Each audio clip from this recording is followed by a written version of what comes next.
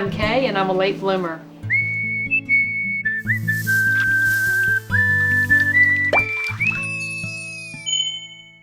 Even though I've said this a few times on Late Bloomer, don't bite off more than you can chew, I went crazy seeding heirloom tomatoes this year.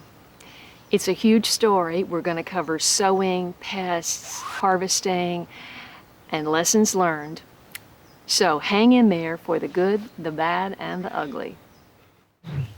Of the 27 plants I kept, 16 went in the ground and 11 went in pots, most of which live on the driveway, and I float them back and forth into the sun. Yes, it's time-consuming. As if I didn't have enough to do, I planted a few varieties in neighbors' gardens. My friend Steve and I have planted my tomatoes in his planter at his mother's house. We have a tomatilla, we have 4 tomato plants and 2 pepper plants that come from the Late Bloomer garden and a couple of plants that he has. Then I planted tomatoes at neighbor Linda's house and gave Trevor's girls a hand. I'm going to hand it to you like a baby doll, okay? And we're going to put your baby doll to bed, okay? Very gently. By June, watering issues on the parkway had curled leaves on 3 of the 5 plants, but lots of tomatoes were growing, and I had fly traps on every plant.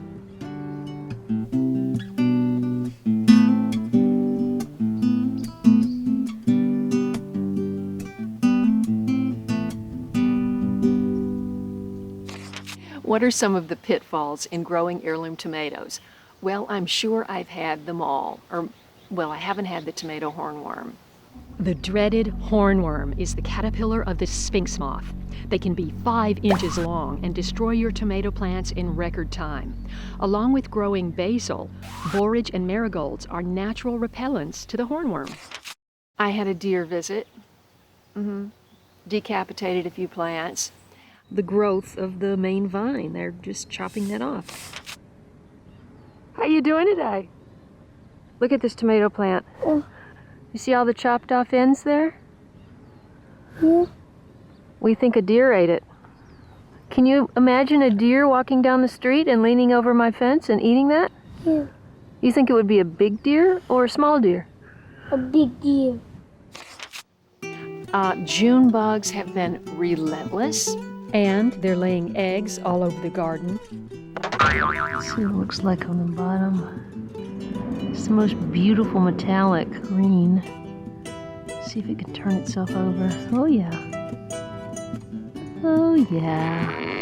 No problem. The larva of the June bug can do a lot of damage to your lawn. Another reason to get rid of your lawn. This is the larva of a June bug. These are the burrowing feet on the top. Can move pretty fast, actually. That's about the size of my finger. From June bugs to tomato bugs to aphids, caterpillars, powdery mildew, blight, all the usual suspects. And look what we have here. We have 3 caterpillars of some kind on this one tomato leaf, and all those little specks is caterpillar poop. But no, wait, this leaf is like a city.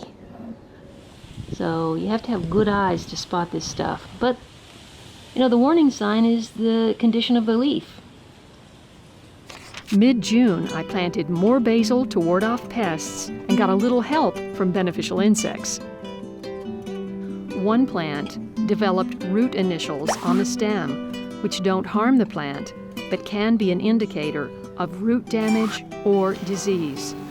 I started using a moisture meter. Wet. Between pests, watering issues, and planting late, I wasn't off to a great start with my heirloom tomatoes. I don't even know what happened here. Obviously, I didn't prune the suckers.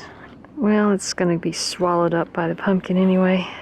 This one I didn't prune either, and now looks like a bush. These 2 tomatoes also got pruned by the deer. I put this protective wire around it, except the pumpkin's trying to go through it. Same over here. Let me in. Let me run over everything. By the third week in June, the pumpkin was gone and things were looking up. Are you growing heirloom tomatoes? What are your biggest challenges? Please let me know. And please share this episode with friends. I'm Kaye, I'm a late bloomer. Thanks for watching. See you next time. You want to put a frog in my bird bath? Let it swim around? No. Oh! Ouch! Sit-ups. Sit-ups. If they get a red tomato and it's yellow, but if they think they're getting a red tomato and it turns out to be yellow, that's a bonus, right?